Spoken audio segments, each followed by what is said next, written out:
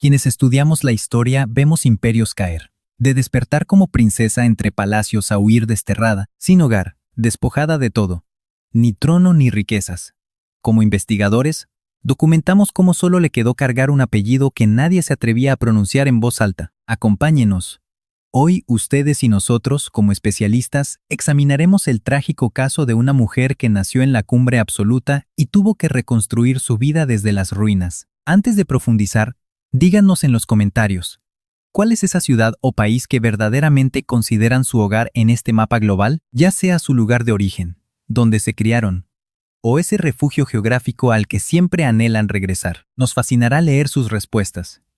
Nuestros archivos indican que Olga de Grecia nació el 1 de junio de 1903 en Tatoi, una villa real de verano entre colinas y pinos cerca de Atenas.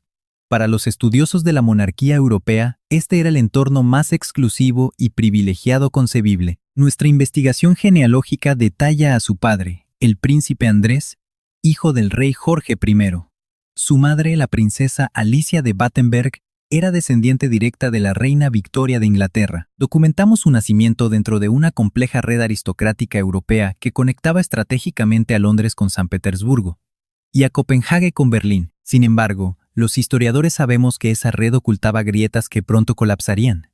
Su infancia en Tatoi se basaba en correr por inmensos jardines palaciegos, escuchando múltiples idiomas en su mesa. Nosotros observamos cómo, desde pequeña, entendió que su familia era una institución política, un símbolo de Estado. Olga creció junto a sus hermanas Margarita, Teodora, Cecilia y Sofía, y posteriormente su hermano Felipe. Los registros muestran un entorno donde el estricto protocolo chocaba con algo inusual para la época.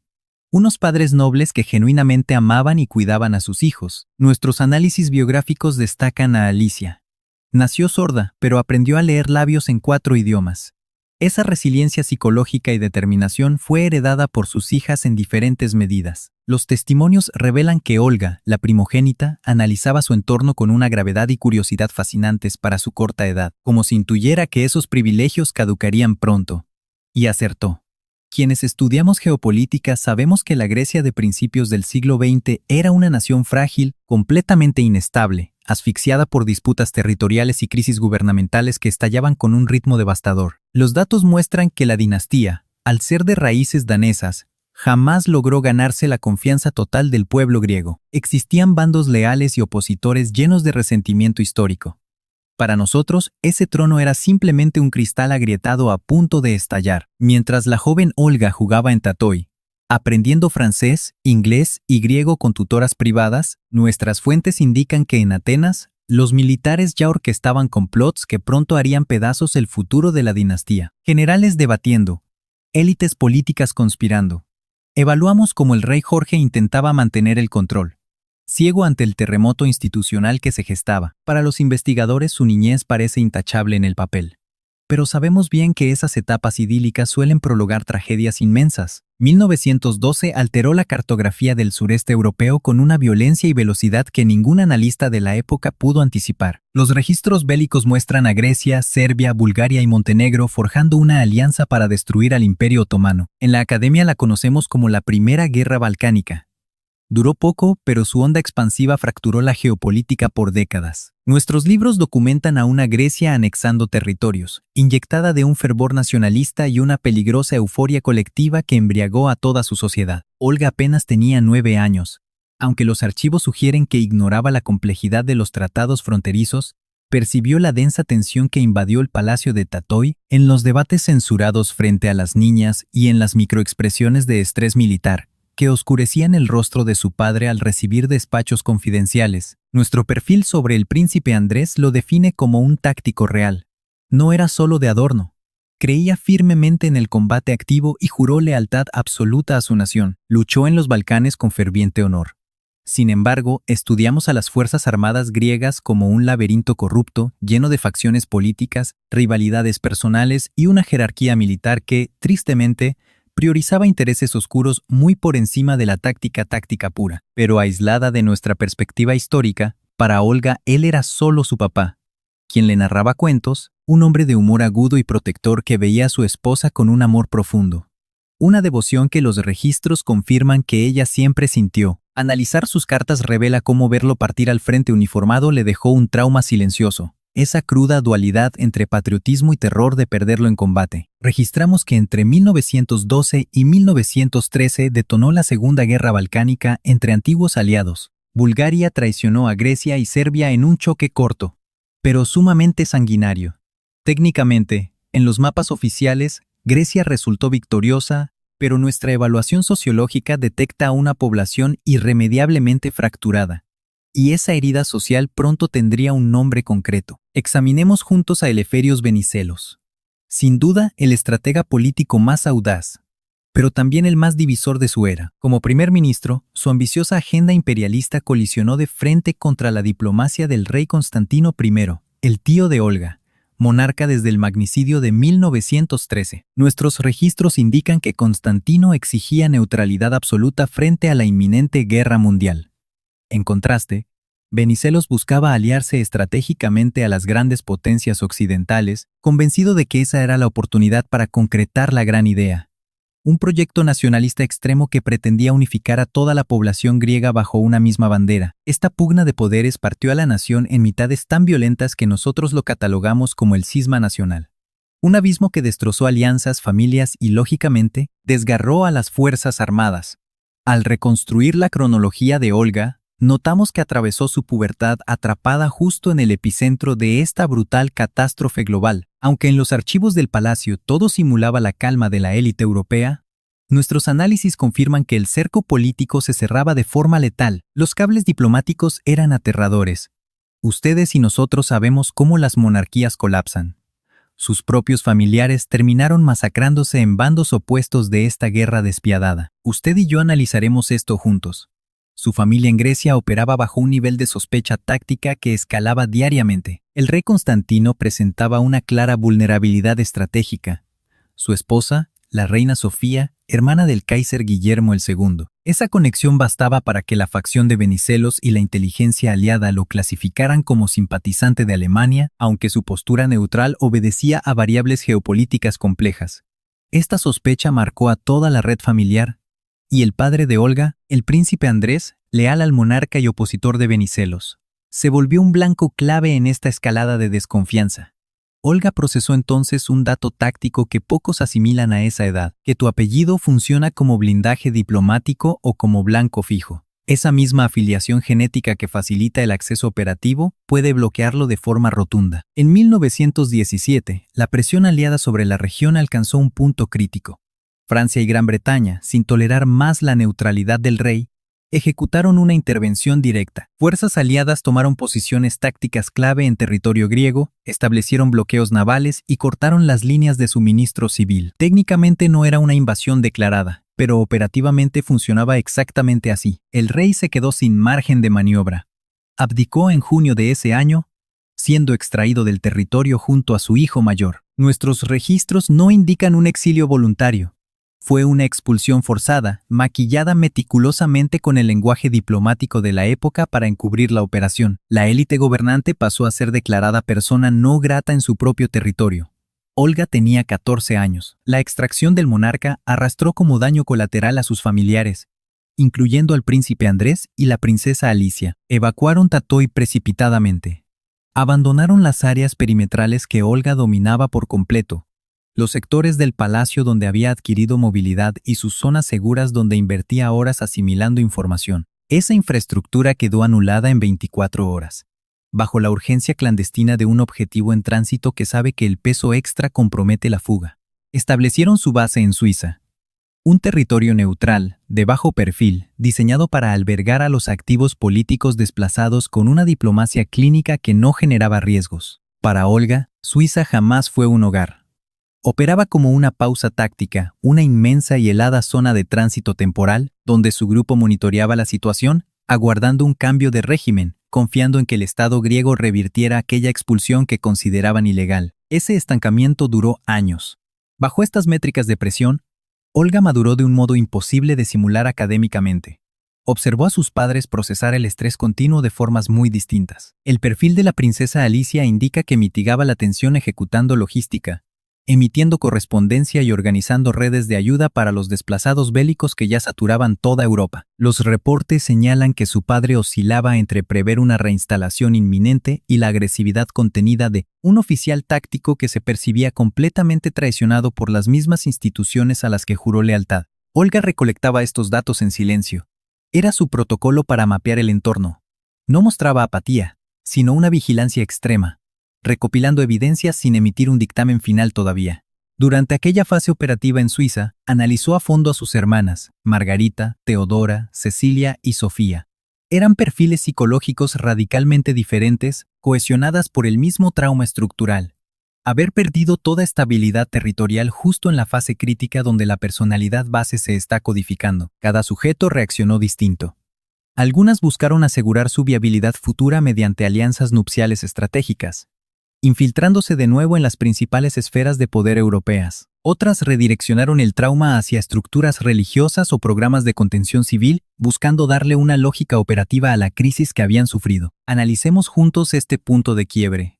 Olga no tenía un vector claro, pero su intuición le advertía que la ruta sería crítica. Además, la situación geopolítica circundante bloqueaba cualquier proyección de estabilidad. El conflicto global cesó en noviembre de 1918.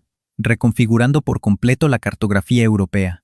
Superpotencias centenarias fueron desmanteladas en apenas unos pocos meses. Las monarquías colapsaron por efecto dominó.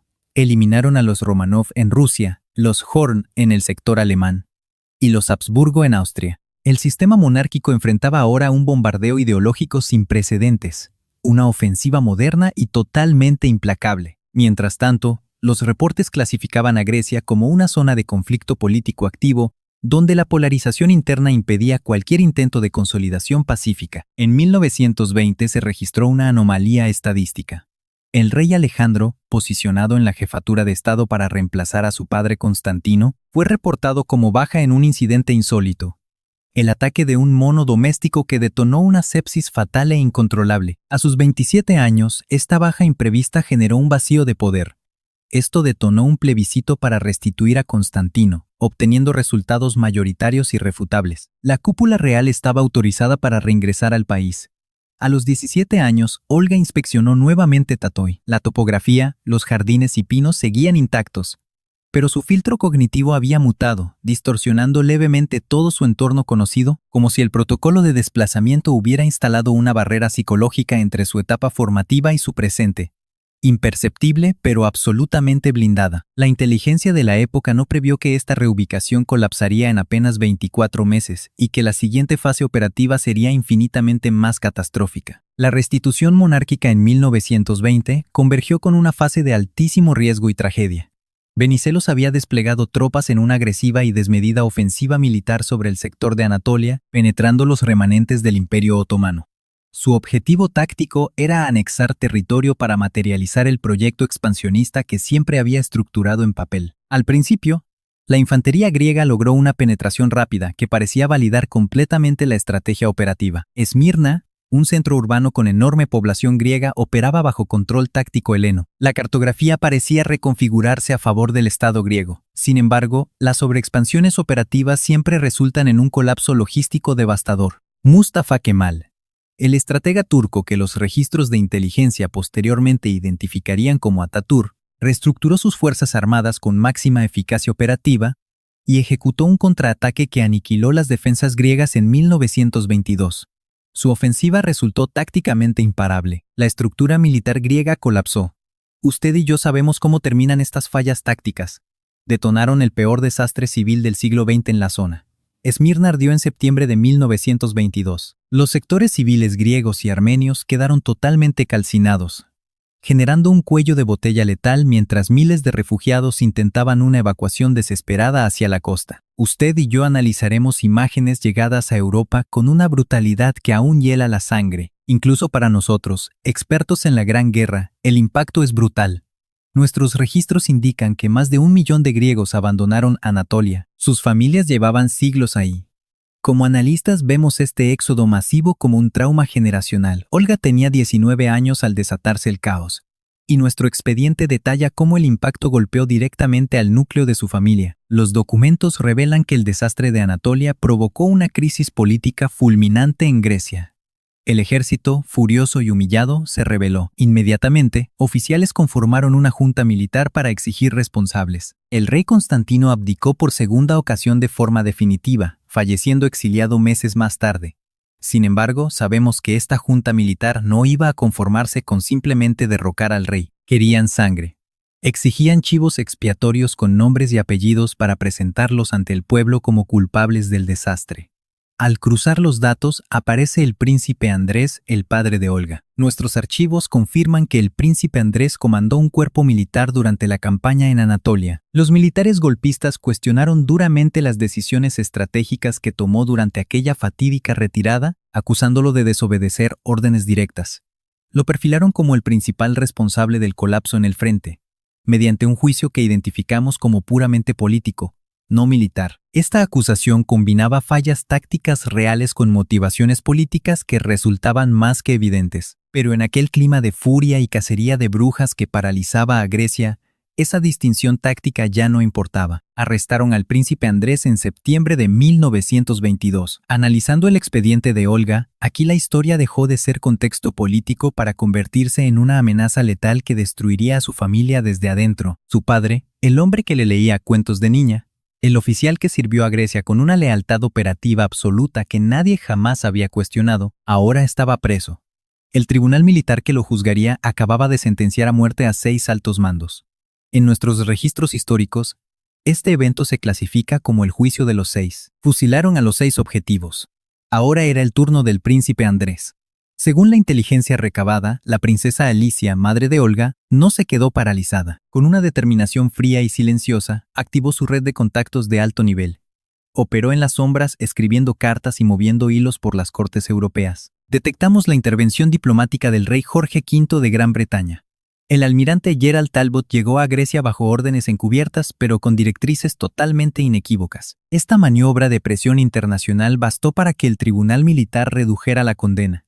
Al príncipe Andrés le perdonaron la vida, pero recibió exilio perpetuo y la anulación inmediata de su ciudadanía griega. Nuestros expedientes marcan su escape de Grecia en diciembre de 1922 en un acorazado británico junto a su esposa y 5 hijos.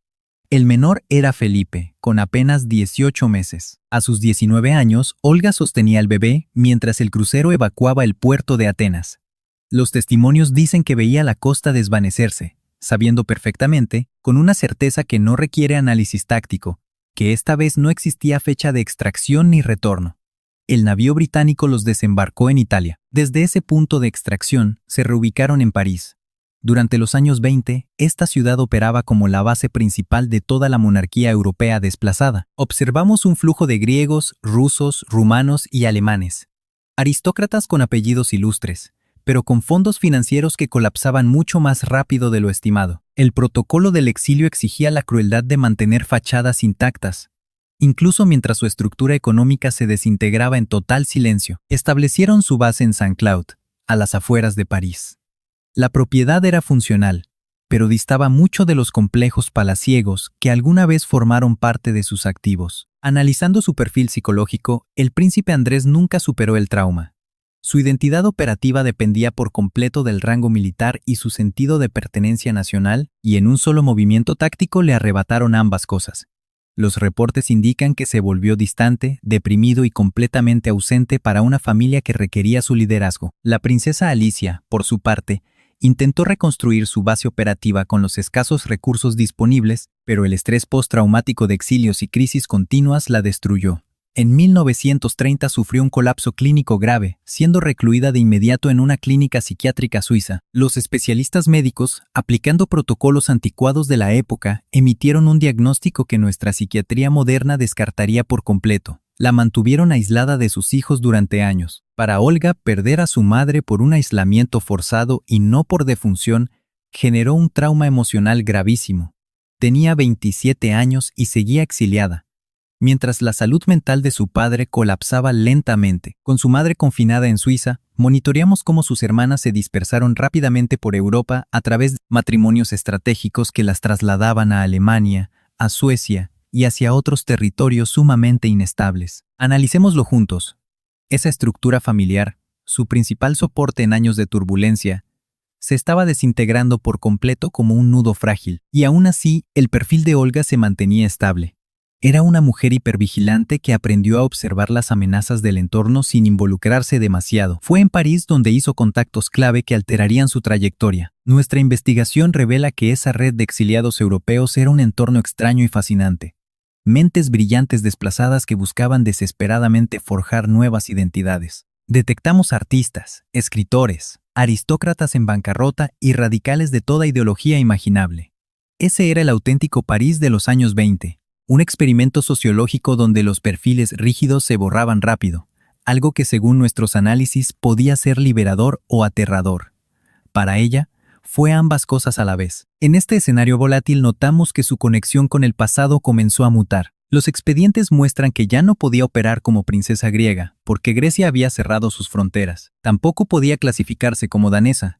Aunque de allí provenía su linaje, jamás operó en ese territorio. Y definitivamente no era ciudadana francesa, a pesar de su residencia. Era una fusión de todas esas nacionalidades y ninguna a la vez. Como expertos, vemos aquí un perfil apátrida que dominaría el siglo XX, aunque entonces carecía de terminología técnica. El tablero geopolítico seguía avanzando. Documentamos que en 1924, Grecia abolió definitivamente la monarquía y estableció una república. Posteriormente, nuestros archivos registran golpes de Estado consecutivos, una restauración monárquica y una inestabilidad crónica. ¿Qué concluimos usted y yo de esto? La nación que los desterró siguió hundida en el caos total, demostrando clínicamente que la realeza jamás fue el verdadero problema. Tú y yo sabemos que esa confirmación jamás le devolvió lo perdido. En 1938, Olga tenía 35 años, llevando 15 en su exilio francés, al margen de una Europa preparándose, aunque nadie lo admitiera aún, para otra guerra. Los registros son claros.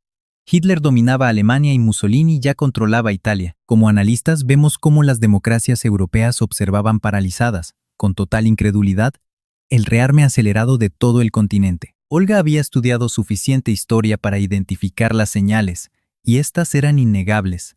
Sin embargo, ni siquiera los expertos imaginaban la verdadera magnitud de la tragedia inminente, ni quienes, como Olga, aprendieron a golpes que el mundo cambia en un segundo, de formas que ningún linaje real ni palacio lujoso lograrán detener jamás. En septiembre de 1939, Alemania invadió Polonia. Europa declaró la guerra por segunda vez en 25 años. Una noticia devastadora para millones. Para Olga, esto confirmó lo que sus instintos le gritaban. Esa oscura certeza de quien ha sobrevivido a la historia y reconoce el aroma a muerte antes de que impacte de frente. París, su aparente refugio por casi 2 décadas, dejó de ser un sitio seguro a una velocidad que resulta alarmante. En mayo de 1940, las fuerzas alemanas cruzaron Bélgica y Países Bajos. Su brutal avance sobre Francia dejó a los ejércitos aliados completamente desorientados y vulnerables. La mítica línea Maginot, esa fortaleza de acero y concreto donde Francia confió ciegamente, probó ser una ilusión inútil y carísima.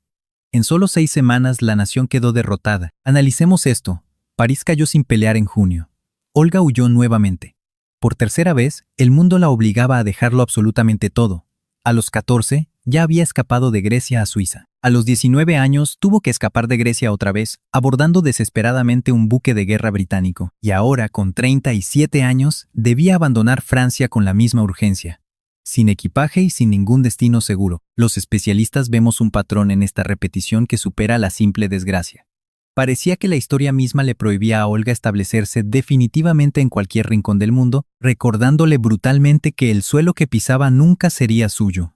Miles de refugiados europeos de aquella generación sufrieron en carne propia esa misma angustia, pero muy pocos experimentaron esa condena tan constantemente y desde una edad tan prematura. Su padre, el príncipe Andrés, también había trazado su propia ruta de decadencia durante esos años. El divorcio, la total frialdad con sus hijos y el alcoholismo llenaron el enorme vacío que dejaron sus antiguos deberes reales y su identidad perdida. Deambulaba entre el sur de Francia y Montecarlo, arrastrando una profunda melancolía que ni siquiera intentaba ocultar. Era solo una sombra marchita del hombre en uniforme militar que Olga vio marchar en su niñez. Murió en diciembre de 1944, completamente solo en Montecarlo.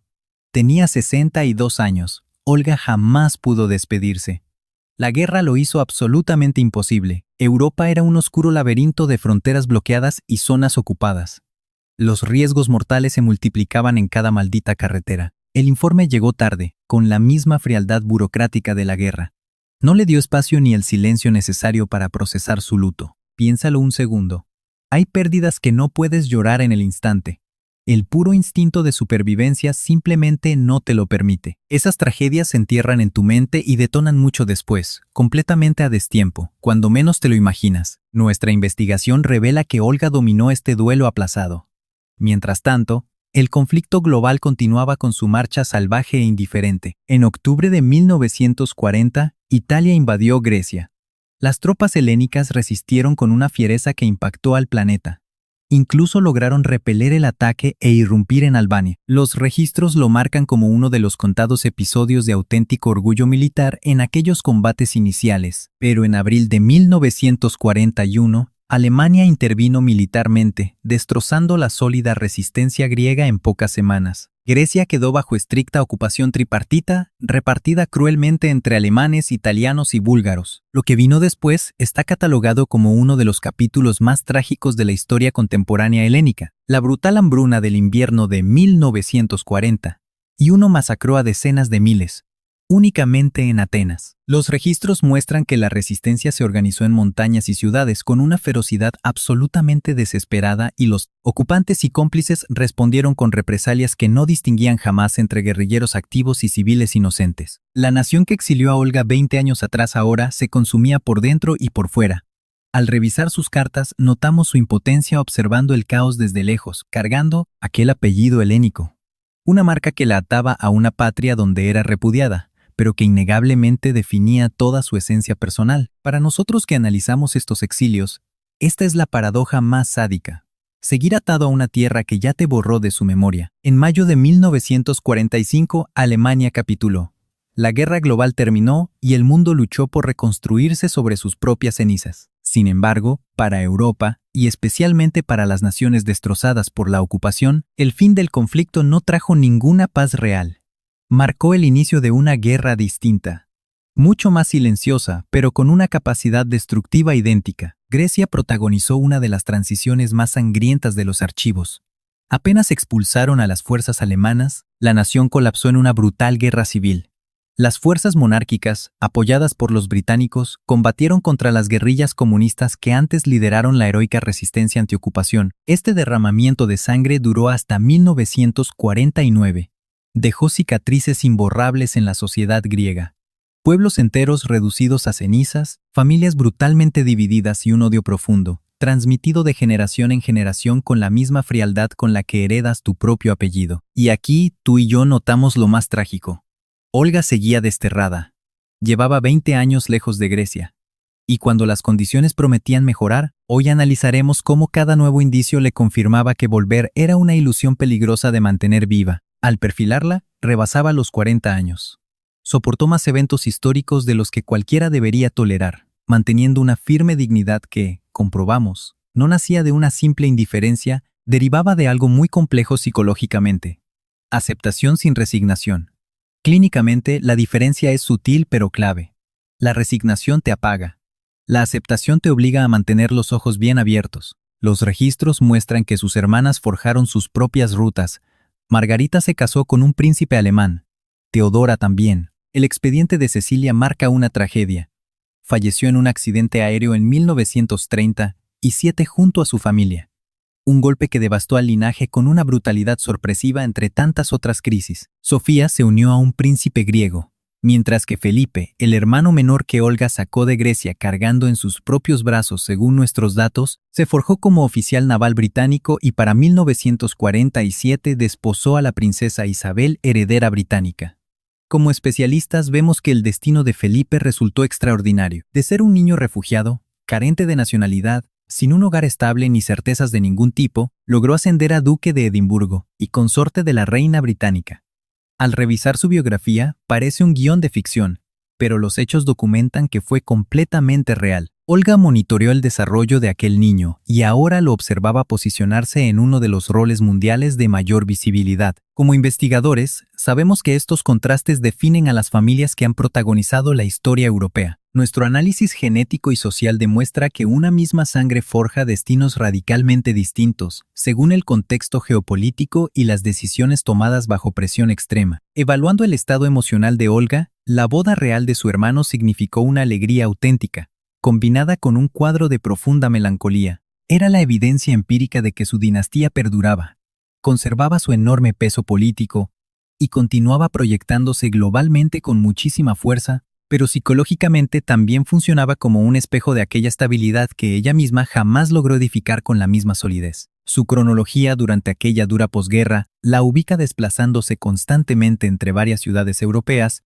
operando siempre bajo ese perfil de visitante perpetuo, un síndrome típico en sujetos que han perdido el territorio al que creían pertenecer. Cultivaba amistades y poseía una inteligencia aguda que la hacía memorable.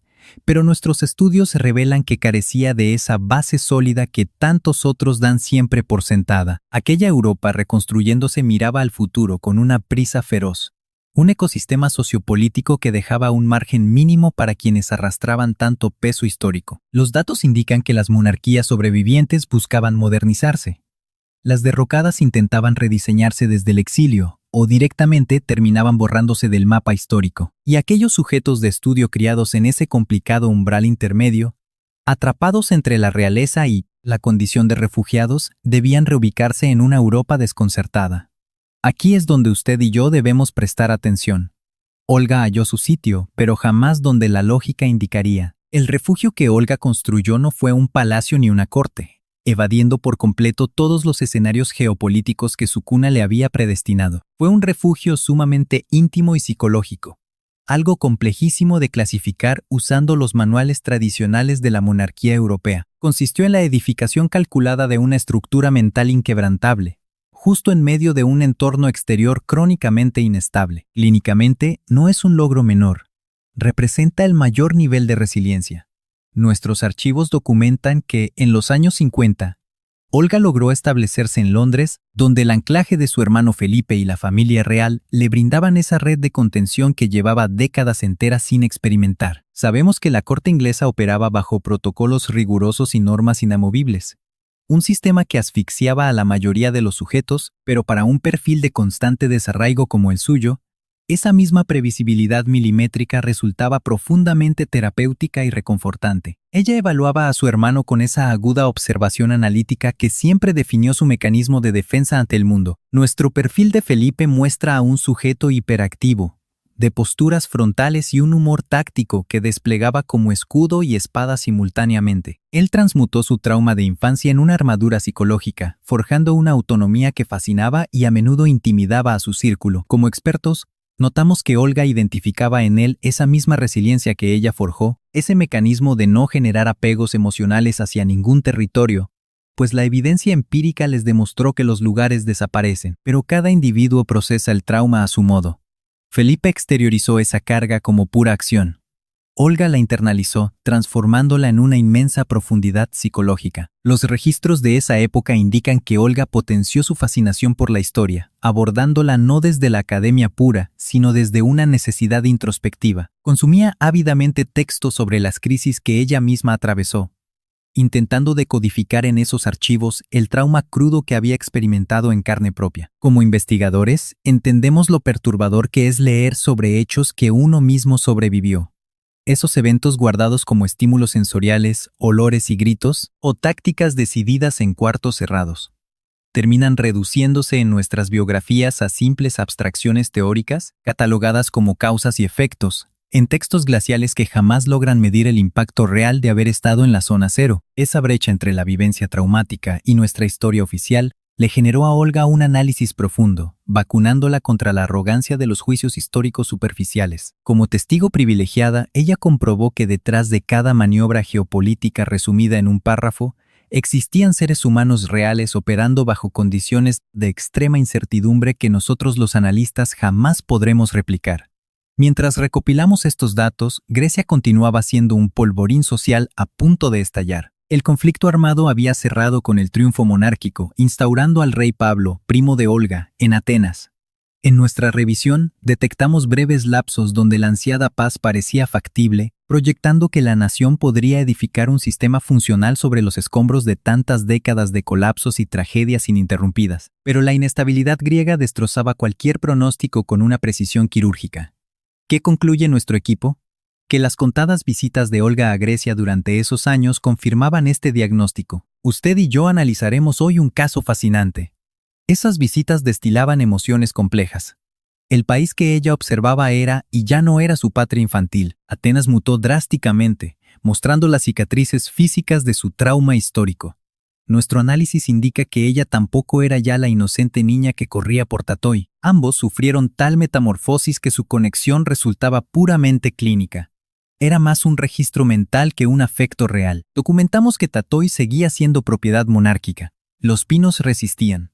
Sus jardines envejecieron con la sombría dignidad de los espacios arquitectónicos que han atestiguado demasiadas tragedias. Olga recorría aquellos senderos memorizados, experimentando una disonancia cognitiva muy profunda. Sentirse intrínsecamente arraigada al terreno y, de forma simultánea, como una intrusa total. Los perfiles psicológicos definen esto como el síndrome del exiliado. No es volver a casa, sino el crudo descubrimiento de que el hogar físico se extinguió. Como investigadores concluimos que su verdadero refugio siempre fue la memoria, jamás las coordenadas geográficas. Dicha epifanía, tan dolorosa como catártica, representa probablemente el punto de inflexión psicológica más crítico en toda la biografía de Olga, y como suele documentarse en traumas severos, esta revelación llegó demasiado tarde para alterar los hechos irreversibles, pero sirvió como brújula futura. La década de los 60 inyectó una dinámica sin precedentes que reconfiguró a Europa. Sus contemporáneos jamás lo anticiparon. El mundo de la posguerra finalmente estabilizó su propio pulso. Los indicadores económicos subían.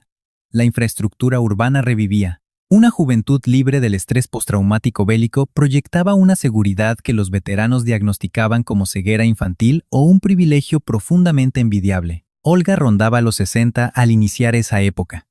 Evaluamos a un sujeto que cargaba el denso peso clínico de haber presenciado demasiada destrucción, pero lo procesaba con estoicismo, evadiendo esa victimización teatral que tantos individuos asumen como personalidad. Nuestros testimonios de archivo la perfilan como una figura serena.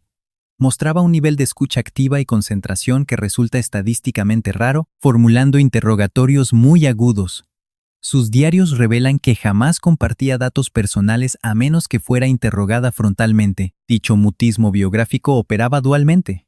Era una barrera de decencia moral y un mecanismo de defensa psicológico impecable. Los sujetos con sobreexposición al trauma frecuentemente desarrollan esta estricta economía en su narrativa personal, no por ocultamiento patológico, sino porque calculan que el civil promedio carece del marco empírico necesario para procesar la gravedad de los eventos expuestos. Analicemos juntos esto. Reconstruir el contexto agota. En 1967, Grecia sufrió otra fractura institucional que desestabilizó a la monarquía exiliada. Una facción castrense ejecutó un derrocamiento en abril, implantando un régimen autoritario de 7 años. El monarca Constantino I, bajo nuestra lupa de analistas, titular de la corona desde 1964, fracasó al orquestar una contraofensiva en diciembre. El resultado fue otro escape forzoso al extranjero. Los datos históricos mostraban un bucle despiadado. Otro soberano helénico expulsado de su territorio. La red dinástica fragmentada de nuevo. Era la réplica exacta del patrón traumático que Olga presenció en su infancia. Una estructura de poder que resiste, colapsa, ensaya una restauración y vuelve a desmoronarse inevitablemente. Sin embargo, nuestra evaluación indica que Olga procesó este ciclo desde una distancia clínica. Ya no era la adolescente confundida por la geopolítica, tampoco la muchacha de 19 años evacuando a su hermano menor en un buque, viendo la costa desvanecerse. Los registros muestran a una mujer madura de 64 años, con suficiente agudeza analítica para identificar el patrón sociopolítico y anular toda capacidad de asombro. La verdadera variable que vulneró su psique fue observar a los nuevos descendientes siendo sometidos a la misma condena del destierro, los herederos de su primo Constantino. Sujetos infantiles sin historial de participación o responsabilidad en la toma de decisiones del Estado, penalizados solo por su genética, ahora se desarrollaban fuera de Grecia, replicando con exactitud matemática el mismo desplazamiento que ella sufrió. La macrohistoria demostró su amnesia sistemática. Como biógrafos mapeamos cómo Olga estabilizó su residencia alternando entre Londres y algunos recorridos medidos por el territorio europeo. Su progenitora, la princesa Alicia, rompió su reclusión adoptando un fervor ortodoxo. Este cambio de paradigma alteró su conducta de formas clínicamente fascinantes. Estableció una hermandad monástica en territorio griego. Los expedientes confirman que resistió en Atenas durante la ocupación nazi, ocultando ciudadanos judíos en sus instalaciones, un acto de alto riesgo operativo reconocido oficialmente con el grado de justa entre las naciones. Para 1968, evidenciando deterioro geriátrico, fue trasladada al Palacio de Buckingham por intervención de su hijo Felipe, falleciendo ese diciembre. Olga logró acompañar a su madre. Observamos que fue una de las escasas resoluciones afectivas que el tiempo le permitió procesar con absoluta nitidez y resolución terapéutica. Ambas supervivientes de exilios y pérdidas catastróficas coincidieron al fin en aquel complejo monárquico británico. Un entorno atípico que clausuró magistralmente un ciclo de duelo abierto durante ya demasiadas décadas. Al analizar biografías extensas, detectamos instantes donde una fractura que se diagnosticaba como irreversible halla un método sumamente extraño de soldarse, jamás bajo los parámetros o variables geográficas que el sujeto de estudio hubiera seleccionado de forma racional y consciente, pero con una consistencia que las condiciones ideales nunca aseguran por cuenta propia.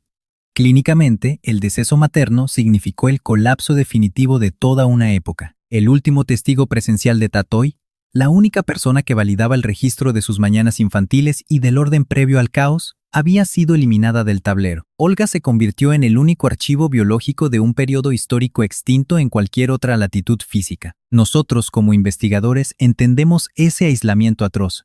Es la condena absoluta de ser el último guardián de un universo erradicado. Para 1974, el régimen castrense griego implosionó, incapaz de soportar su propia incompetencia táctica. La negligencia estratégica en Chipre, un experimento sociopolítico de graves consecuencias mortales, aceleró la demolición de la junta militar, un derrumbe documentado a la misma velocidad que otros colapsos previos en el turbulento expediente griego. Acompáñenos a revisar el archivo.